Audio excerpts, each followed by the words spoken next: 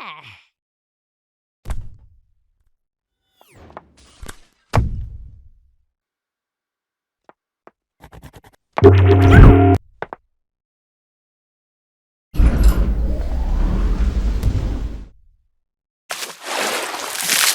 the first few exercises then, we've been through, the basics of just simple swings and overlapping swings, and of course we've gotten into different kinds of actions on the bouncing ball, both plain and also of course with overlapping actions for its squash, stretch and rotation and the like. So what we're going to do now is to come back to the pendulum and attempt something that's got even more complexity in terms of its overlap, follow through and so on.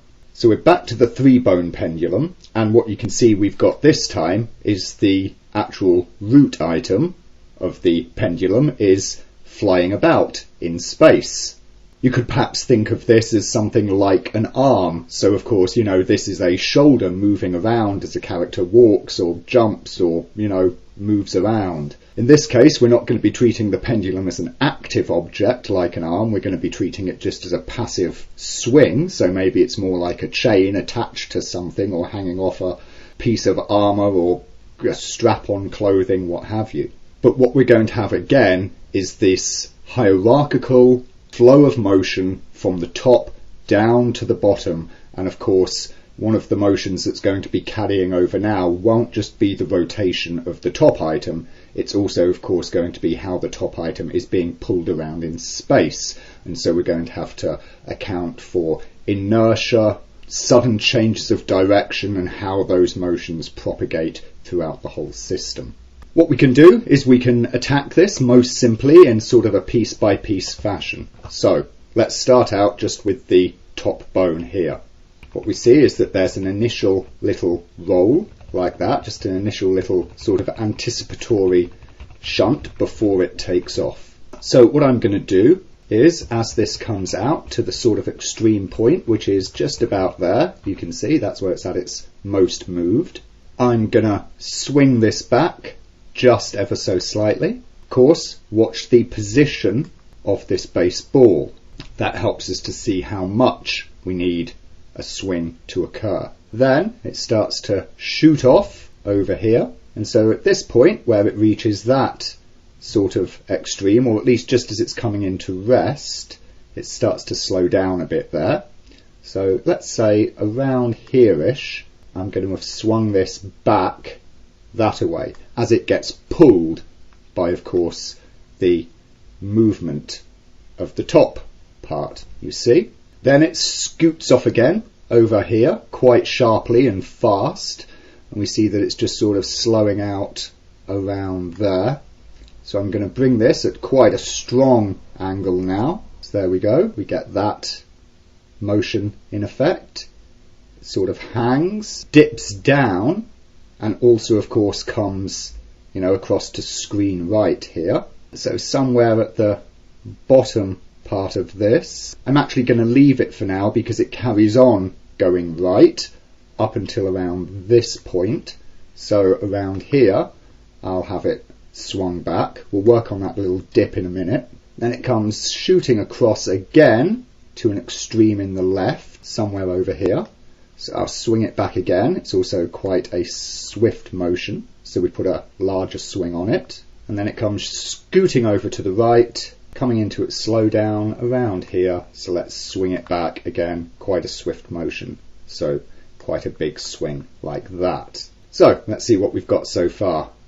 Looks a little clunky and wrong, but we are starting to get the preliminary sense of drag on this item. So next, let's start tweening this, shall we?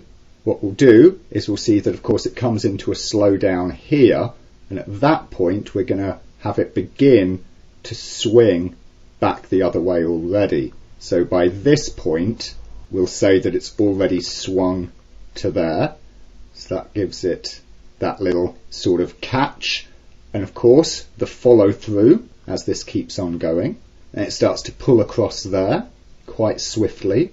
It hits this extreme, at which point it's been going quite fast, so we get another follow through.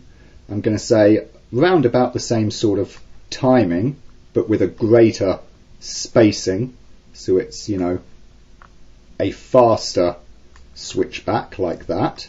Now then it starts to descend and we come into the dip here, and as it does that, it's still got its momentum off to the left there in terms of its swing from its follow through, but it's also coming down, and so this is sort of being left behind up high a bit. So as we come to the bottoming out of the dip, I'm going to have it turned up just a little bit more still there, so it's, you know, still holding up quite high like this. Then of course it scoots up to here, starts to weave back the other way, and so what we'll have is again some follow through. We'll do it at about this point, and then it comes back down again, so I'm going to adjust the frame that I had here to put a bit of extra swing in it, of course accounting for what I've tweened there now. And then it starts, of course, it sort of weavers and starts swinging back, so again we'll have some follow through over here, swings out to that point, starts to slow, follows through back, and then of course we would have some settling animation probably happening at the end. Okay, so here's what we have initially then. You can see it's still very clunky, of course, we are just doing linear keyframing here, but we're starting to get something at least. Now often you might go in at this stage and start working with splines. I'm not going to, because we're doing this hierarchical chain animation. I'm going to stick with linear for now. And what I'm going to do to help me out is I'm going to synchronize all my keys here. So I'll get the bones 2 and 3 and the bone 1, and I'll just make sure that I create keys at all the same points in time for all 3 of these bones here, like this, as this will help me when I want to change timings slightly. So let's look at that initial, shall we? So we've got this here, and we can take both of these guys and just rotate them a little like this, so the weight is left more or less behind in its same position. Then as we come out to this next frame, we'll put some pull out there, so we've got drag taking place. This swings, it drags back, of course causing that to rotate up. Perhaps that's a little too strong. Pop that down slightly. It is only a slowish motion, but then it whips back through, and so we'll put some follow through, of course, over here. We'll leave this in between section out for now.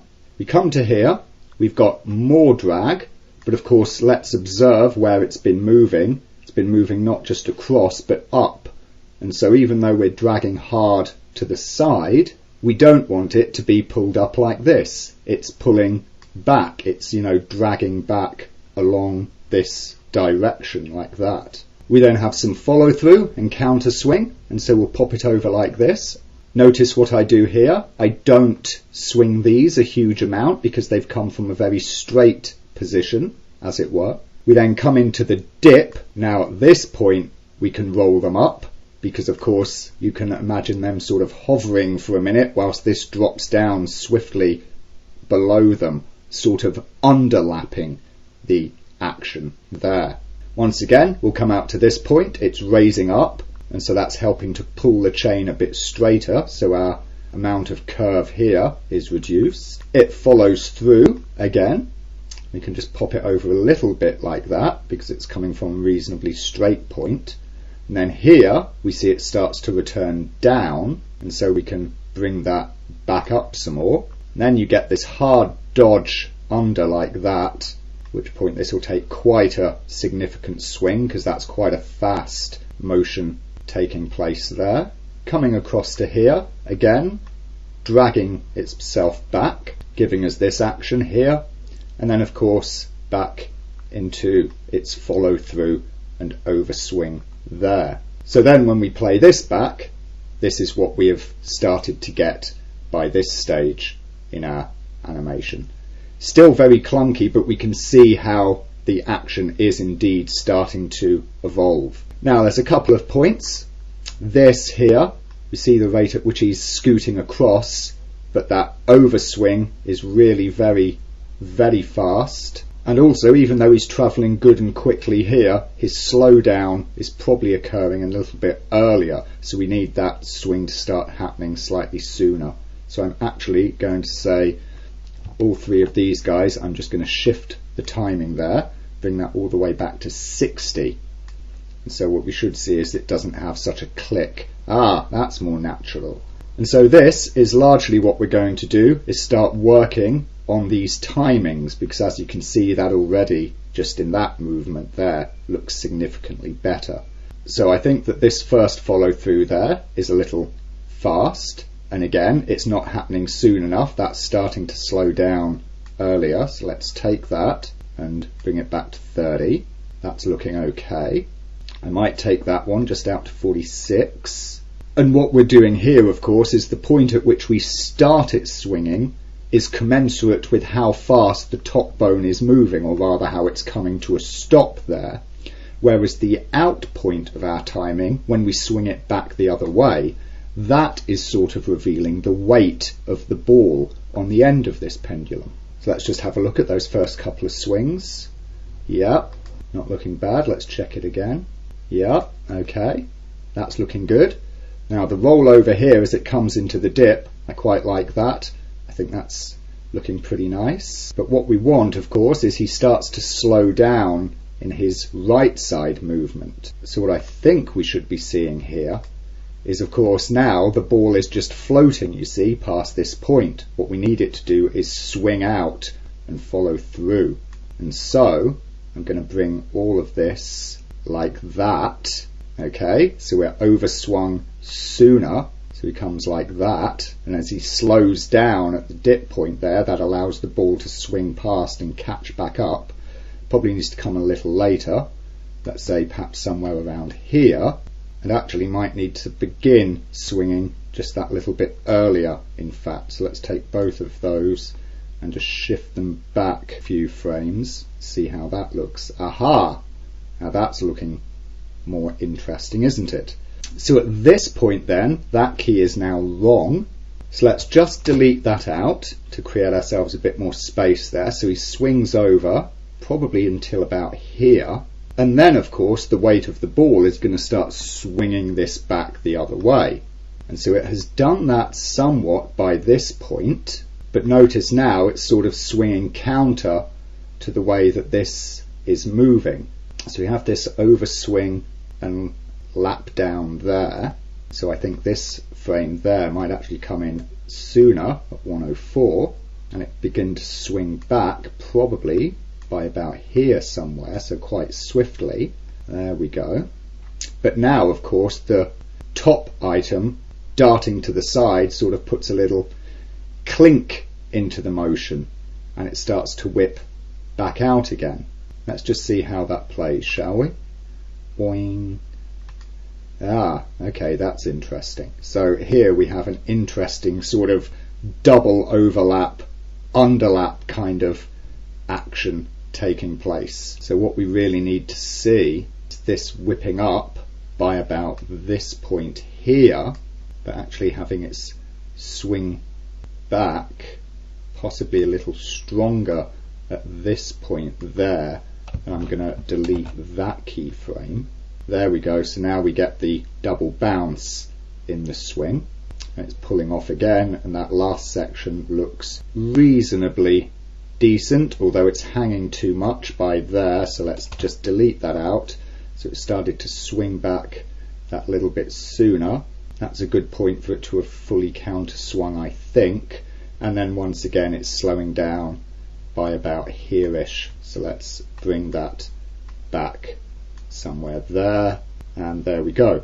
Having a look at the motion path for the actual weighted piece at the end, the ball, is a good way to help us start, taking a look at what's going on here during this ugly little clunk that it's doing around there, and begin seeing what we can do differently. Obviously, at the minute you can spot there are, corners in other places of this motion as it gets, tugged and pulled about, and of course the ball changes direction relative to, you know, how the actual top item is moving, how the chain is being, you know, thrown around in space. But also, you know, a lot of that comes from the fact that everything is still linear keyframes at the minute, and we can see that there's still, you know, a good bit of curving and, you know, rolling around in space that's going on for the ball. It's still moving in nice arcs, even though you've got all of this counter translation of the entire chain and rotation at different points, you know, down the chain of bones. But here it is all going a bit wrong, and we get this horrible, well, triple corner. In fact, of course, we get a harsh corner, another one, and another one right there. Again, some of that is due to the, you know, linearity of the keyframes. They reach one point and then they suddenly start moving the other way. But also it's because the motion is just plain wrong. So let's take a detailed look again at exactly what's going on. So up until here it's fine, that's pulling across and it's swinging, and of course it sort of starts to pull tight there and it swings off going that way, and that's okay. And then of course it starts to swing back. Now if we look at this, we can see that really, well, I mean, it's done this big old swing there. If we think about it, this ball, look at the arc it's moving, and of course look at the spacing on the keys. It's moving quite fast. Therefore, when it, you know, comes up for this swing back to screen right there, it must have a good deal of momentum on it. So the fact that it swings up and then jerks back again, that's kind of unrealistic. It's not, of course, the motion of the chain moving to screen left that causes it to jerk back. It's just the way that we've keyed the rotations. What we need here is more follow through. So let's come out to this frame then, which is where it has jerked back. It's over here and now it's over there. And let's swing it back the other way again, so as it's got, you know, more follow through on its action. So it comes along, swings over, and sort of keeps swinging like that. That's not bad, actually. You see it sort of, you know, almost floats up through the air. We could perhaps rotate it, you know, more like this, so as it's really over swinging. But of course, think about what's happening in terms of the forces and the weight and the way all of it's travelling. Let's presume, of course, that the actual chain of bones, you know, are a physical object that has some weight. Then it's being pulled around and its weight is being dragged off over there.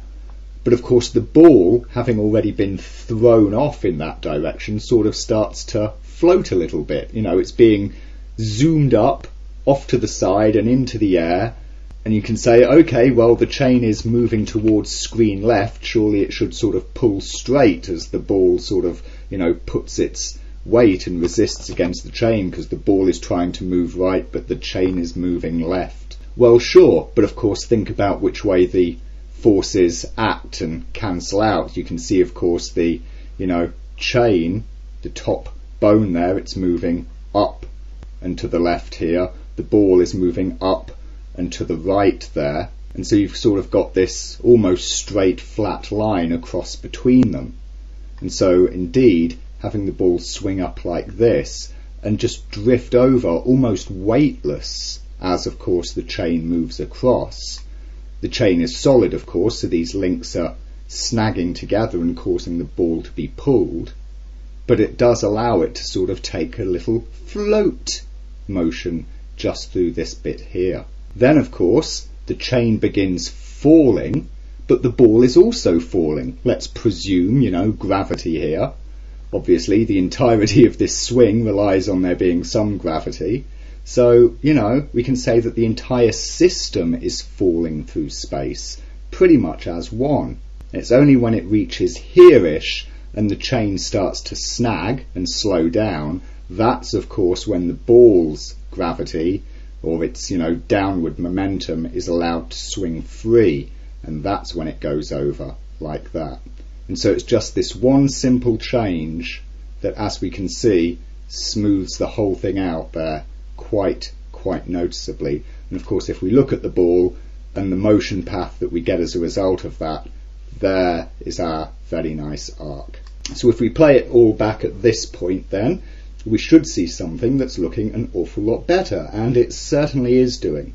Obviously, still a little clunky, you know, when it's turning round and taking those corners, or at least some of the corners. And there is quite possibly something that we can do about that in one or two places. Here, for instance, we can again observe that the ball will be falling whilst the main chain is also falling, so we can actually unroll the chain somewhat. Perhaps not quite that much. Let's just bring it back up again. Just a little touch there. And so that gives the ball that little extra fall over like that. Perhaps it does just want a little touch more up to give the idea of it dragging down and overshooting itself. That's more like it. Upswing there. That corner there is right, it does need to pull straight, and we might indeed want to be pulling it, give it a little in between here to lift the ball like that for where this all gets tugged and pulled there. As it really snaps out, it pulls the weight of that ball with it. It's a good point of timing to have it counter swing back there. Swing is now good, that one is good. How's this last one? Just coming out here. Think perhaps, since it's of course swinging upwards, it's got upwards momentum at this point. Perhaps when we come out to this frame here, what we should have is the ball swung up again a little bit more. Let's just see how that looks. Swing, boing. Yeah, okay. It's not bad, but I think the timing on these guys is perhaps a little bit off. I'm just going to take this one here, just going to try bringing that down a couple of frames, and of course the same actually for this one. And so when we come through it now, I think that is, yeah, that's looking better. There we go. It's got a little more snap on that last bit, where of course it is sort of jerking quite a lot in terms of how the chain moves and translates through. And so there we go. We see that we've got this, you know, pendulum that's able to move around in space, and we can key up the dynamics to give it, you know, this rolling sort of flexing appearance, as of course it reacts not just to pendulum swing, but of course also the force that's coming from the movement of the chain, all of the drag forces, the inertia, and so on. Of course, it all looks a bit funny at the minute, still being linear keys on the rotations, of course. So what we want to do is to take all of those bones, and I'll just use the good old animation toolbox at this point.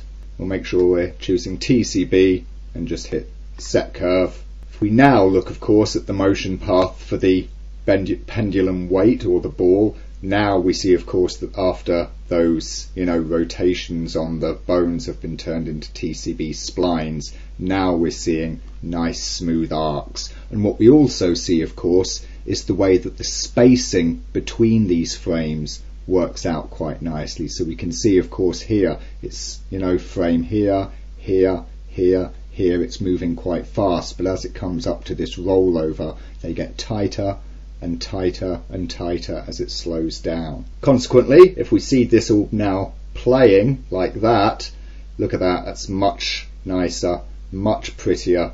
Lots of that stuff that we just, you know, had a look at, those couple of turns, are working out much better now, and the whole thing is starting to look a good deal more natural. Of course, notice one thing that we haven't done so far is to work any kind of overlap into this at all. Essentially what we've done is we've kind of worked the overlap on the, you know, the two lower bones based on their amount of rotation. Remember, of course, we rotated this one first and then those two afterwards, so when this rotates, you know, 10 degrees, it doesn't mean that this one is rotated 10 degrees.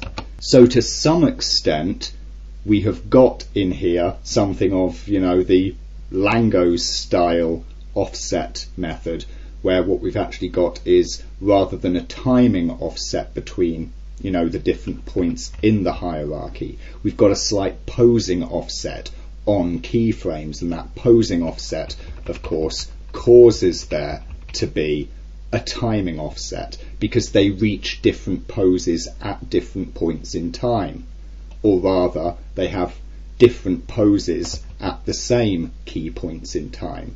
that means that the interpolation between those will incorporate some kind of different timing. We can, if we want, just, go ahead and try offsetting things. There's no reason not to, play around with such.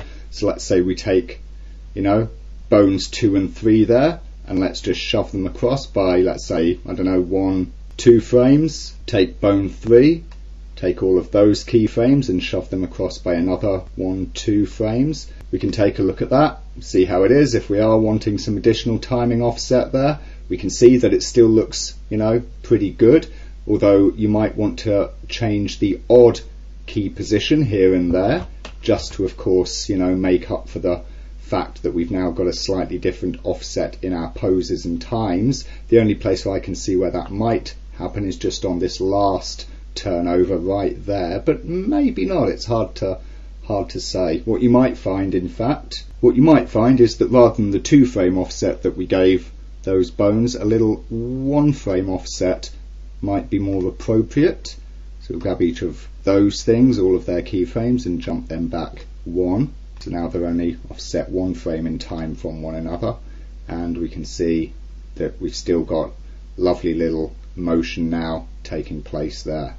So in this and the previous couple of videos then, we've seen a good few little examples of, simple little dynamic animated systems, the different pendulums, the bouncing ball, and so on. These are important exercises, and you might find that they've sort of looked a bit easy in these videos, and when you try it yourself, you will find, especially if you're not, used to animation or you're newer to animation, that they can be really quite tricky to get right, some of them.